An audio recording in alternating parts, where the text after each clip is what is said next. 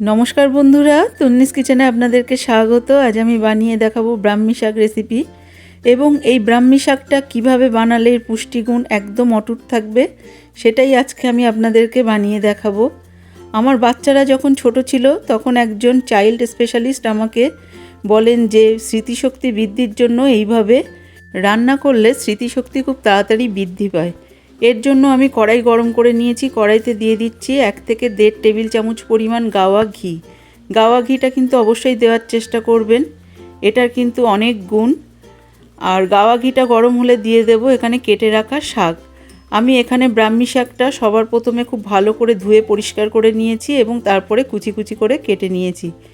শাকটা কড়াইতে দেওয়ার পরে দিয়ে দিলাম স্বাদ মতো নুন ও হলুদ।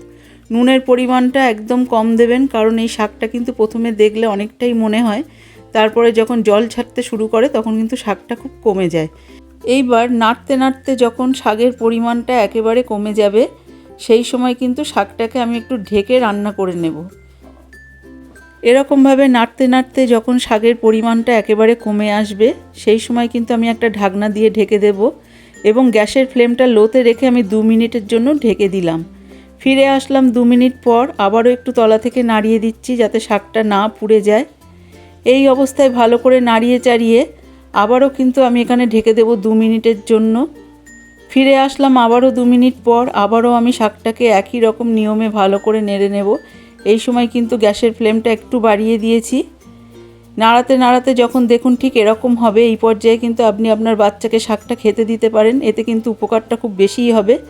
যেসব বাচ্চারা বেশি তেতো খেতে পারে না তাদের জন্য আমি এখানে আরও 1 চামচ পরিমাণ গাওয়া ঘি দিয়ে দিলাম। গাওয়া ঘিটা দেওয়ার পরে আবারও লো টু মিডিয়ামে রেখে 2 থেকে 3 মিনিট মতো হতে দেব।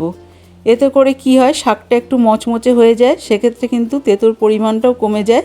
আর এভাবে ব্রাহ্মী শাক ভাজা করে বাচ্চাকে খেতে দিলে কিন্তু দ্বিগুণ তাড়াতাড়ি স্মৃতিশক্তি বেড়ে যায়। আমার এই রেসিপিটা ভালো লাগলে সাবস্ক্রাইব করবেন, লাইক দেবেন।